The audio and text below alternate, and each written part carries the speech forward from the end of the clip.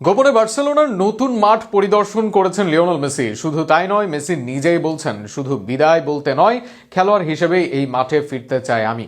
এদিকে মেজর লিগের খেলা শেষে আগামী 4 মাস ক্লাবের কোনো খেলা নেই মায়ামির, আর সেখানে বার্সেলোনাতে 4 মাসের জন্য লোনে খেললেও আশ্চর্য হবার কিছুই থাকবে না। আরও শুনুন প্রতিবেদনা। বার্সেলোনার সমর্থকদের জন্য চমকপ্রদ এক খবর। গোপনে ক্লাবের নতুন ঠিকানা স্পটিফাই ক্যাম্প নিউ পরিদর্শন করেছেন লিওনেল মেসি। সামাজিক যোগাযোগ মাধ্যমে ছড়িয়ে পড়া ছবি দেখে বিস্ময় প্রকাশ করছেন অনেকেই।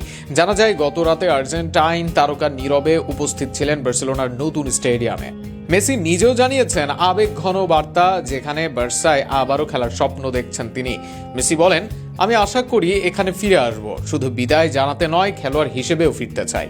এই বক্তব্য মুহূর্তে বার্সা ভক্তদের হৃদয়ে নতুন আশার সঞ্চার করেছে। যদিও মেসি লাপোর্তা ম্যানেজমেন্টের অধীনে আবার খেলতে রাজি হবেন কিনা তা নিয়ে প্রশ্ন থেকেই যায়।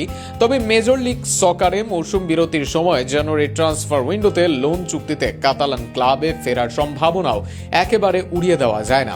যদি সেটি ঘটে, ফুটবল ইতিহাসের অসমাপ্ত এক অধ্যায় পূর্ণতা পাবে নিঃসন্দেহে। মেসির ফিরে আসা শুধু ক্লাব নয়, তরুণ প্রতিভা লামিন ইয়ামালের জন্য হতে পারে এক বড় শিক্ষা ও প্রেরণার উৎস। সম্ভাব্য ফরমেশনের দিক থেকেও এটি হতে পারে যুগান্তকারী এক দল।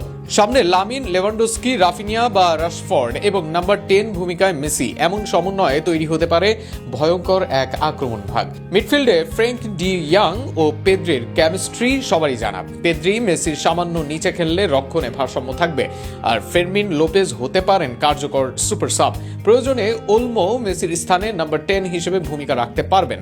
সব মিলিয়ে মেসির সম্ভাব্য ফেরা কেবল এক ইমোশনাল প্রত্যাবর্তন নয়, এটি হতে পারে ফুটবল ইতিহাসের এক অনন্য অধ্যায়ের সূচনা। বার্সা ভক্তরা তাই এখন অপেক্ষায় 2-2 4 মেলানোর।